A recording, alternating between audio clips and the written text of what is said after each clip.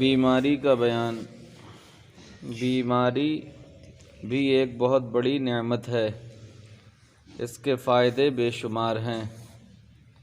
اگرچہ آدمی کو دیکھنے میں اس سے تکلیف پہنچتی ہے، مگر دراصل راحت و آرام کا ایک بہت بڑا ذخیرہ ہاتھ آتا ہے۔ دیکھنے میں تو آدمی جو ہے بیماری سے گھبراتا ہے، پریشان ہوتا ہے، لیکن بیماری جو ہے ایک بہت بڑی نعمت ہے۔ جب کوئی بندہ بیمار ہوتا ہے تو اس کو اللہ رب العزت کی یاد آتی ہے اور اپنے گناہ یاد آتے ہیں، اور گناہوں سے وہ توبہ بھی کر لیتا ہے۔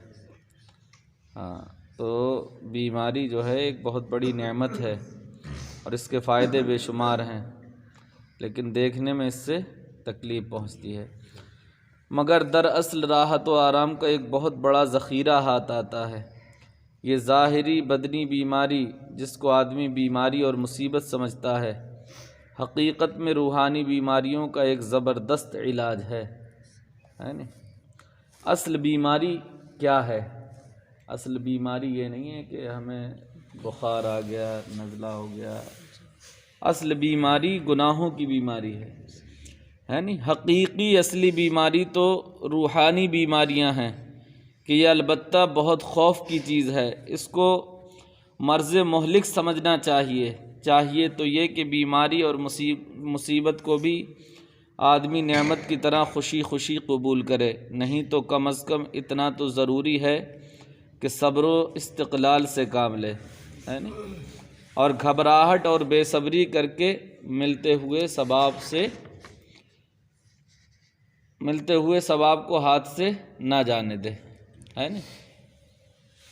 ہوگا وہی جو اللہ رب العزت چاہے گا۔ اب ہم گھبرا کے اور پریشان ہو کے جو ہمیں ثواب مل جائے اس سے بھی ہاتھ دھو بیٹھیں۔ صبر تو یہ ہے کہ اگر کیسی بھی بیماری ہو، کچھ بھی ہو، نماز کا وقت ہو تو نماز کے لیے آ جاؤ۔ کربلا کے میدان میں سرکار سیدنا امام علی مقام کے بچے، آپ کے گھر والے سب شہید ہو گئے۔ آپ کی شہادت کا وقت بھی عنقریب ہے، لیکن سرکار امام علی مقام امام حسین ظہر کا وقت، جمعہ کا وقت ہوا تو آپ نماز کے لیے کھڑے ہو گئے۔ تو اس کو کہتے ہیں صبر۔ بتائیے، ثواب کو ہاتھ سے نہ کھوئے کہ بے صبری سے آئی ہوئی مصیبت جاتی نہیں ہے۔ پھر اس بڑے ثواب سے محرومی دوسری مصیبت ہے۔ بہت سے نادان بیماری میں نہایت بیجا کلمہ بول اٹھتے ہیں، بلکہ بعض کفر تک پہنچ جاتے ہیں۔ معاذ اللہ، اللہ تعالیٰ کی طرف ظلم کی نسبت کرتے ہیں، یعنی کر دیتے ہیں معاذ اللہ کہ اللہ رب العزت نے ہم پہ ظلم کیا، معاذ اللہ، سب معاذ اللہ، یعنی کہہ دیتے ہیں اس طرح کی باتیں، تو وہ گناہ گار اور ہوئے، اور بیماری بھی جانے والی نہیں ہے اس طرح کے کلمے بولنے کی بات۔ بیماری اور مصیبت سے گناہ مٹتا ہے اور ثواب ملتا ہے۔ یہ بالکل ہی دنیا و آخرت کے نقصان والے بن جاتے ہیں۔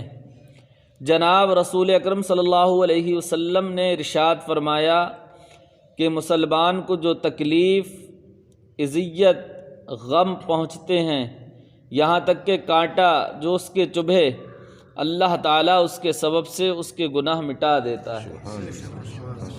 اگر کسی بندے کے کانٹا بھی چبھتا ہے تو اللہ رب العزت اس کے سبب سے گناہ مٹا دیتا ہے۔ تو یہ بیماری جو ہے ہمارے لیے نعمت نہیں ہے۔ اگر انسان بیمار ہوتا ہے، اللہ کو یاد کرتا ہے، تو اللہ تعالیٰ بیماری کے صدقے میں اللہ کو یاد کرنے کے توسل سے اللہ رب العزت اس کے گناہوں کو مٹا دیتا ہے۔ اور نہ جانے کتنے لوگ ایسے ہوتے ہیں صدق دل سے توبہ بھی کر لیتے ہیں، اور وہ بیان پیچھے گزر چکا ہے کہ کچھ تو ایسے ہوتے ہیں توبہ کر کے پھر اسی راہ پہ چل دیتے ہیں، لیکن سچی توبہ وہ ہے کہ جس گناہ سے انسان توبہ کر لے پھر دوسری بار اس گناہ کی طرف جائے نہ، وہ ہے سچی توبہ۔ سرکار دو عالم صلی اللہ علیہ وسلم نے فرمایا کہ کانٹا جو اس کو چبھے، اللہ تعالیٰ اس کے سبب سے اس کے گناہ مٹا دیتا ہے۔ اور سرکار دو عالم صلی اللہ علیہ وسلم فرماتے ہیں، بخاری اور مسلم شریف کی حدیث پاک ہے، سرکار دو عالم صلی اللہ علیہ وسلم نے فرمایا کہ مسلمان کو جو تکلیف پہنچتی ہے، بیماری ہو یا اس کے سوا کچھ اور، تو اللہ تعالیٰ اس کے گناہوں کو گرا دیتا ہے جیسے درخت کے پتے جھڑتے ہیں۔ بخاری شریف اور مسلم شریف کی حدیث پاک نقل کیا ہے۔ اور فرمایا حضور اکرم صلی اللہ تعالیٰ علیہ وسلم نے کہ بندے کے لیے اللہ تعالیٰ کے علم میں کوئی مرتبہ مقرر ہوتا ہے اور بندہ اعمال کے سبب سے اس رتبے کو نہ پہنچا تو بدن یا مال یا اولاد میں اس کو آزماتا ہے۔ اللہ رب العزت اگر کسی کو کسی مرتبے پہ فائز کرنا چاہتا ہے اور وہ بندہ اپنے اعمال کے سبب اس مرتبے کو نہیں پہنچتا ہے تو اللہ تعالیٰ اس کو بیماری یا مال یا اولاد میں سے اس کو آزماتا ہے، پھر اسے صبر دیتا ہے یہاں تک کہ اسے اس مرتبے کو پہنچا دیتا ہے جو اس کے لیے اللہ تعالیٰ کے علم میں ہے۔ احمد، ابو داؤد وغیرہ میں یہ بات لکھی ہوئی ہے۔ اور فرمایا کہ جب قیامت کے دن بلا والوں کو ثواب دیا جائے گا، یعنی جس نے دنیا میں پریشانیاں اٹھائی ہیں، قیامت کے دن جب ان کو ثواب دیا جائے گا، جس نے جو بیماری میں رہا، جو پریشانی میں رہا، غریبی میں اپنی زندگی گزاری دنیا میں رہ کر، تو لکھا ہے کہ جب قیامت کے دن بلا والوں کو ثواب دیا جائے گا تو عافیت اور آرام کرنے والے، جنہوں نے دنیا میں عافیت اور آرام سے زندگی، سکون سے زندگی گزاری ہے، تو وہ لوگ تمنا کریں گے کہ کاش دنیا میں قینچیوں سے ان کی کھالیں کاٹی جاتی۔ اللہ اکبر۔ وہ لوگ تمنا کریں گے کہ دنیا میں تو ہم چاہے کسی بھی حالت میں رہ لیتے، کتنی بھی پریشانی میں رہ لیتے، لیکن یہاں کا جو ہمیں وہاں کا ثواب دیکھیں گے تو تمنا کریں گے کہ کاش ہمیں دنیا میں کبھی آرام ہی نہیں ملتا، بس ہمیں یہ آخرت کا آرام مل جاتا۔